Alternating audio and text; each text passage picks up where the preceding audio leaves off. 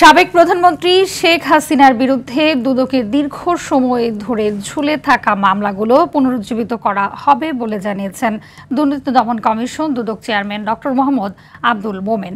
সকালে রংপুর নগরীর স্টেশন রোডে দুদকের সম্মিলিত জেলা ও বিভাগীয় কার্যালয়ের ভিত্তিপ্রস্তর স্থাপন শেষে সাংবাদিকদের তিনি এসব কথা বলেন। উপদেষ্টা পরিষদ ও ছাত্র সমন্বয়কদের বিরুদ্ধে দুর্নীতির অভিযোগ প্রসঙ্গে দুদক চেয়ারম্যান বলেন, দুর্নীতির বিরুদ্ধে দুদক কঠোর অবস্থানে রয়েছে। অভিযোগ প্রমাণিত হলে কাউকে ছাড় দেওয়ার সুযোগ নেই। পরে দুর্নীতি প্রতিরোধ শীর্ষক মতবিনিময় সভায় অংশ নেন তিনি।